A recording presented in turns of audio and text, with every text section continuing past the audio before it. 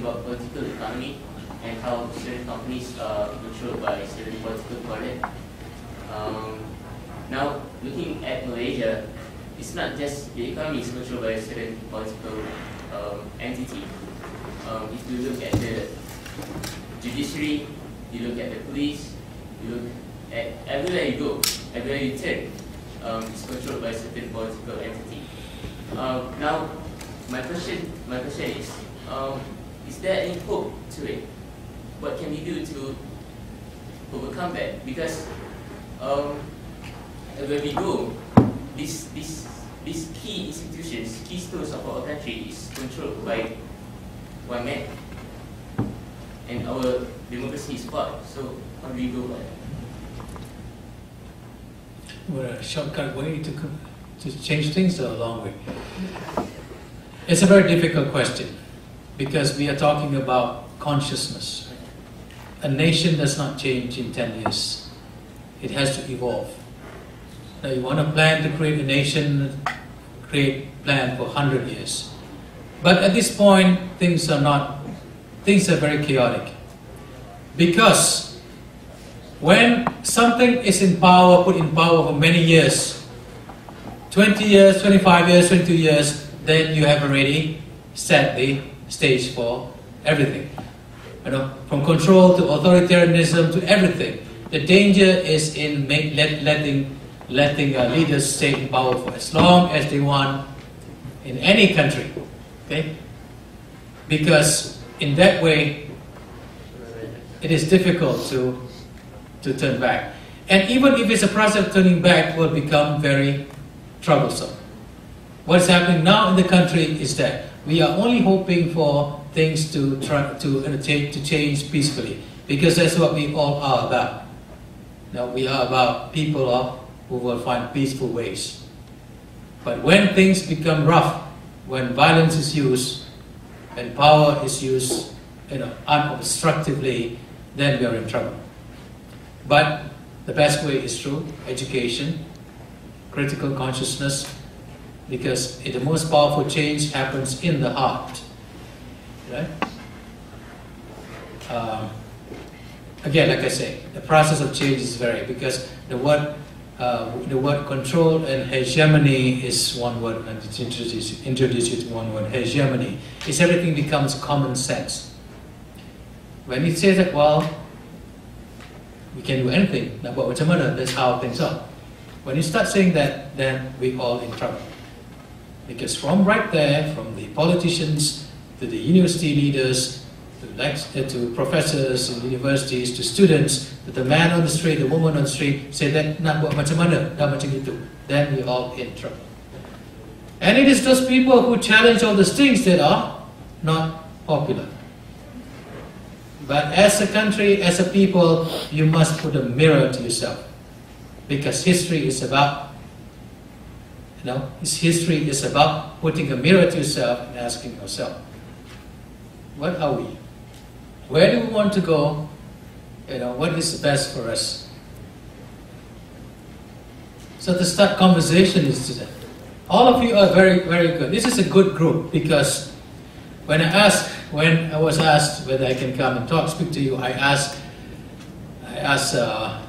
told you, right, in Connecticut, are you sure you want me to, why do you keep on every year wanting to ask me to speak when you know that what I'm going to be talking about and what Dr. Bakri is going to be talking about, for example, But this is very good. He has to intellectualize. You have to understand the strength in a nation is to be strong intellectually.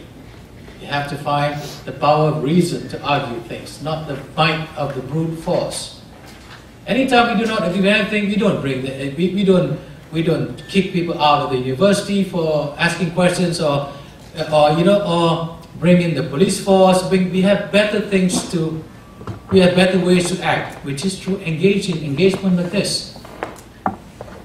But to engage in all these things, one must prepare and equip oneself with knowledge. Doesn't matter whether you're doing biotechnology or science, engineering, but introduce yourself to everything, humanities, philosophy, sociology, read and read and read. Switch off the television for once in a while and get a good book. If you're in biotechnology, ask yourself, what is biotechnology? What is the history of biotechnology? What's the future of it? And is this ethically a good path to take? Is this the road not taken? Robert Frost. Robert Frost is an English poet, American poet. He said that and I took the road not taken, and finally said it did make a difference. You must take the road not taken. Okay? The road not taken is not the path. This is the path in the woods, ones that are, it's always, that's creative thinking. But creativity without ethics is dangerous. You can create anything. You want to create the most sophisticated bomb? Yes, It can be. You can go to you can go to church or any house of worship areas on Sunday and build an atomic bomb and clear your conscience. Well, I'm doing this for church is church, bomb is bomb. That is what the disjuncture is people's mind.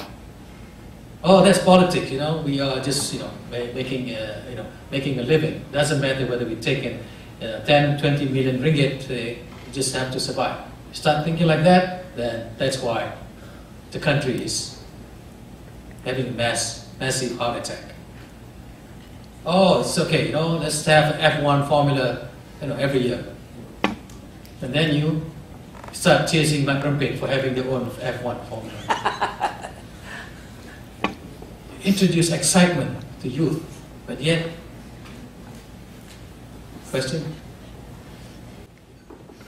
After the general election of 2008, like 5 states in Malaysia have been conquered by the new government, and after that 21 months, do you see anything like good that have been done by that state opposed to the former government?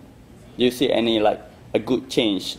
When say about we need to change, so do you think like after 21 months that 5 states, like 4 now, have been done a good start of changing the?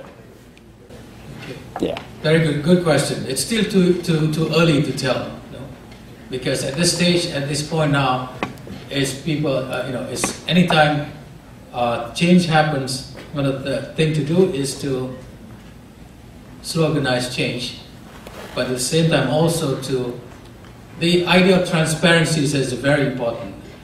For example, putting documents in the public for public view consumption is very important. And any government that is not transparent will be having will be a secret government. Right? Like I say, it's too early to tell, but. And also at this point now, there's a lot of chaos still happening in Perak, so the crisis and things like that. Yeah, that's a very important question. The biggest change, what the election of 2008 done is not whether the states have changed. It brought the reality that we can change the government. That's a major psychological change on the citizens of Malaysia. The fact that we can change the government. And the important factor is on UMNO, the fact that they can lose. That's a psychological feeling. When you think that you can lose, the world looks very differently from you. When Najib Razak in the election in 1999 nearly lost, he became a better politician. Because the very fact that change is possible is a victory in itself. It doesn't matter what's done, but the fact that now people psychologically, yes, we can change the government if all of us vote that way. That's the most important concept to get to, whether the government is more efficient or not, but put the fear of God on those. And I think that's the most important change that people don't notice and we don't underestimate. You're looking at changing government, changing leaders. No, the psychological change of the people that we can say, now those guys know they can lose the job. You cannot be mentally dissolved forever. You can change by an election. And that's the greatest victory for 2008. And I'm not a fan of Pakistan, I'm not a fan of UMNO or anything like that. But I like the idea that people are going to change. When I was in Malaysia as a doctor, one of the things that scares me a lot is that people always praise me because I'm a surgeon. Nobody, in Malaysia, your underlings never criticize. Whereas in America, where every week we have conference, and if I watch up a case, my colleagues will criticize me. We have weekly conference. In Malaysia, we don't have that. I tried to introduce that. I found that the junior doctors will never criticize me. And so that's the very fact that we can criticize our leaders meaningfully. In other words, you can be changed. That's a very, very big change.